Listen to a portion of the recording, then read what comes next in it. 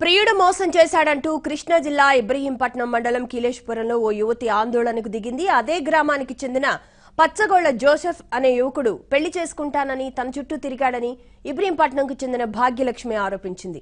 నమ్మించి శారీరకంగా ఆర్థికంగా వాడుకుని పెళ్లి చేసుకోమనేసరికి ముఖం చాటేశాడని బాధితురాలు వాపోతోంది. తనకు న్యాయం చేయాలంటూ జోసెఫ్ ఇంటి ముందు ఆందోళనకు దిగింది. జోసెఫ్ పెళ్లి చేసుకోకపోతే ఆత్మహత్య శరణ్యమని ఆవేదన వ్యక్తం చేసింది.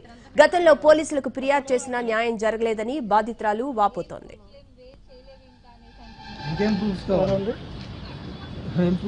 ఫోటోలు దిగాడు. ఇప్పుడైతే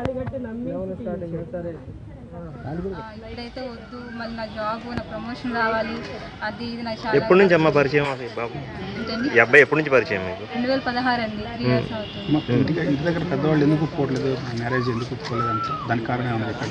అంటే ఇప్పుడు తెలిసిన విషయం ఏంటంటే చిన్నప్పటి నుంచి వేరే అమ్మాయితో అనుకున్నారంట, కట్నాలు అని చెప్పి అది ఇది ఎక్కువ ఎప్పటి నుంచో మాట్లాడుకున్నారంట. నాకు అస్సలు తెలీదు. ఈ రోజు నిన్న నైట్ వెళ్ళిన తర్వాత తెలిసింది. ఇప్పుడు అబ్బాయి ఎక్కడ ఉన్నాడమ్మా? ఇప్పుడు తిరువురులో ఉన్నాడని చెప్పి తెలిసింది నాకు. నిన్న పొద్దున 10:30 వరకు కూడా కాంటాక్ట్ ఉన్నాడు. నిన్న నైట్ మాట్లాడాడు, నిన్న మార్నింగ్ 10:30 వరకు మాట్లాడాడు. ఎమర్జెన్సీ డ్యూటీ పడింది నాకు, ఈవినింగ్ కలుస్తాలా అనేసి అన్నాడు. నేను అంటే రెగ్యులర్ మాట్లాడుతున్నాడు, జాగ్రత్తగానే ఉంటున్నాడు, చేసుకుందామని ఒప్పించుకుంటా అన్నాడు. సరే ఈ గొడవలు ఎందుకు, గొడవలు చేసుకోవటం మళ్ళీ ఫ్యూచర్ స్పాయిల్ అవుద్ది అన్నట్టు నేను సైలెంటే ఉన్నాను. ఈలోపే నాకు అబ్బాయి మ్యారేజ్ అని తెలిసింది. ఎప్పుడైందని తెలిసింది మ్యారేజ్ అబ్బాయి? నిన్న అని చెప్పి తెలిసింది నాకు. నిన్న ఆఫ్టర్నూన్ తెలిసేసరికి వచ్చేసరికి ఇక్కడ ఏదీ లేదు. అక్కడ వాళ్ళందరూ వేరే చోట చేసేసేసారు. ఈ రోజు రిసెప్షన్ ఇక్కడ కిలేశ్వరంలో అనేసి అన్నారు. ఇప్పుడు నీ డిమాండ్ చెప్పండి. నన్ను మ్యారేజ్ చేసుకున్నాడు, అబ్బాయి నాతోటే ఉన్నాడు, నేను అబ్బాయితోటే ఉన్నాను. నాకు అబ్బాయి అయితే నన్ను మ్యారేజ్ చేసుకోవాలి, పబ్లిక్గా చేసుకోవాలి. లేదు అంటే మాత్రం నేను ఇంక అక్కడే ఉంటాను, నేను ఆత్మహత్య చేసుకుంటాను. ఇంతకుముందు మ్యారేజ్ ఎక్కడ చేసుకున్నారు? చర్చ్ దగ్గర చేసుకున్నామండి. అంటే దానికైతే చెప్పే వెళ్ళాము. అంటే నాకు ప్రమోషన్ మళ్ళీ ఇవన్నీ దెబ్బతింటాయి, మళ్ళీ ఇంట్లో వాళ్ళు అది ఇది గొడవ, ఏ చిన్న గొడవ చేసి నాకు సస్పెండ్ చేస్తారు, ప్రమోషన్ ఉంటుంది. తను సెక్యూరిటీ గార్డ్ అండి VTPS.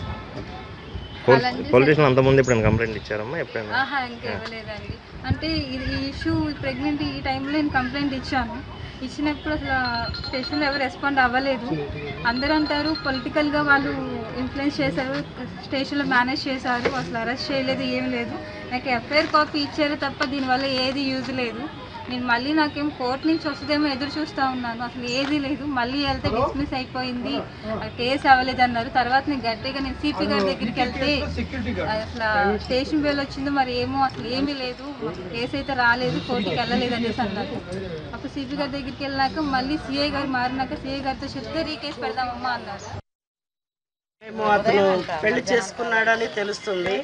ఊరు వెళ్ళాము, రాత్రి ఊరు వెళ్ళి ఆరా తీసాము, వాస్తవం తెలుస్తుంది.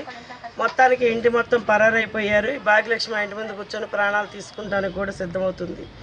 ఈ అమ్మాయి అన్యాయం జరిగింది వాస్తవా కాదా అని ఆమె ఆరాధిస్తే పూర్తిగా మునిగిపోయింది. ప్రేమ అనే పేరులోని అతను మోసంలో మునిగిపోయింది, సర్వస్వం కోల్పోయింది. ఇప్పుడు ఆడ మనిషి గౌరవము అనే మాటకి దూరంగా బ్రతుకుతున్నానని వాపోయింది. ఆమెకు మళ్ళీ గౌరవం నిలపాలంటే అతను ఆ మెళ్ళ తాళి కట్టాలి. ఆ తాళి కట్టడానికి ప్రయత్నిస్తున్నాం మేము. ఏదైనా కూడా వాళ్ళు పొలిటికల్ సపోర్ట్ తీసుకున్నారు, అన్యాయం చేశారు. మేము పోలీసు సపోర్ట్ తీసుకుంటాం, పూర్తి స్థాయిలో న్యాయం చేసి ఏదైనా చివరికి భాగ్యలక్ష్మిని ఆ ఇంట్లోకి వెళ్ళాలిగా చూడాలని మా కోరిక. మేము దానికి ఎంతైనా సిద్ధపడటానికి సిద్ధంగా ఉన్నాం.